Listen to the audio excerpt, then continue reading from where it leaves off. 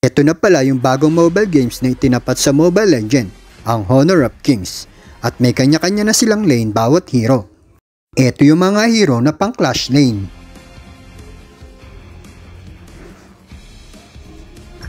At ito naman yung mga hero na pang mid lane lang. At ito naman yung mga hero na pang farm lane. At ito naman yung mga hero na pang jungle.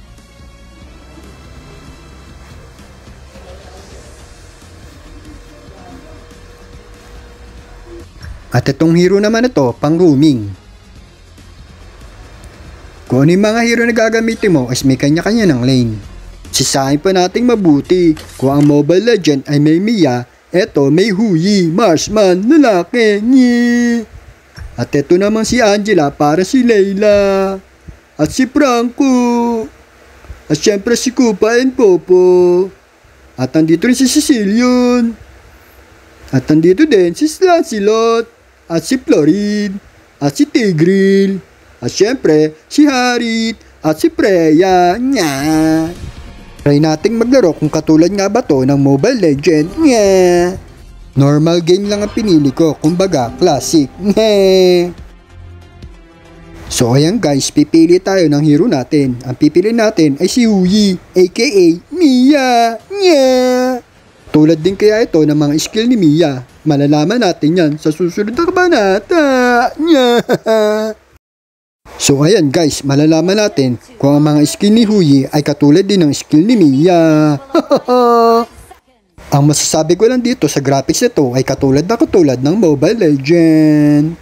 Dito natin malalaman kung ano yung mga skill at combo ni Huyi. Masakit din pala yung mga normal attack ni Huyi. Ang kasama ko pala rito ay para si Florin. Masakit din palang tumama ang second skill ni Huyi. Naka first blood ako. Tungat tinakbuhan kami ng kalaban kasi dalawa kami at nag-iisa lang siya. At kapag pinasok mo yung Tori nila ay titirahin ka rin pala para sa Mobile Legend din. At ang masasabi ko sa game nito ay katulad ng Mobile Legend. Kaibahan lang sa third skill ni Huyi ay hindi ang invisible na katulad ng kay Mia.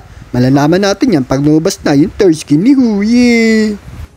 Eto nga't may nagtatago sa damuhan kaso nga lang tinakbuhan kami.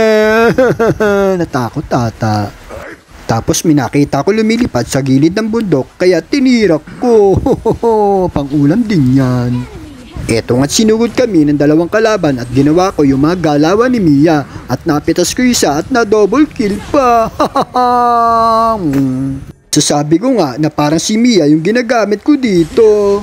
At ang kaibahan lang sa kanya yung third skill. Hindi ko napansin yung lumabas na yun. Ay. Uulitin natin yan para makita natin kung ano yung lumabas sa third skill ni Huyi. Eto nga't sinusugod ako ng tatlong kalaban at mailalabas ko na yung third skill ni Huyi. Ang Phoenix! Sobrang lakas pala ng third skill na to. Huwag nyo akong pagtalungan, humanap kayo ng kakampi ko. Pero lagot kayo sa akin, uubusin ko kayo. Kahit tatlo pa kayo dyan, tumakbo na hanggat may lupa. Parang si Mia nga yung hero ko dito. At may take advantage ka kasi nga naglaro ka na sa Mobile Legend. Pinitas ko na rin pa yung isang kalaban dito kaso nga lang may tatlong kalaban na pumunta sa amin kaya nakipag-clash na lang ako. Kaso nga lang may napansin ako. Biglang may tumama sa akin at na-stuck ako. Hindi ko alam kung ano yun. Pero naubos yung kalaban namin dito. Paano nangyari yun? Kaya eto nga guys, pinupush na namin para matapos na yung laban. Eto pa guys, yung third skill na tatama sa kalaban. Napakalakas pala talaga ng Phoenix na yun. Kumbaga sa third skill ni Mia is invisible. Ang third skill ni Huyi ay Phoenix. Nga! Meron din nga palang flicker dito si Mia kaya yun yung ginagamit ko. Maganda nga siyang laruin pero mas the best pa rin ang Mobile Legend para sa akin. Mobile Legend, Mobile Legend, Mobile Legend kami! Boom, boom! Eto nga tatapusin na namin para mag-end na yung mga pinagsasabi ko rito pero pipitasin ko muna to, makulit eh. Ang masasabi ko lang talaga sa game na to ay katulad ng Mobile Legend. Kaya tapos na, salamat! Nya!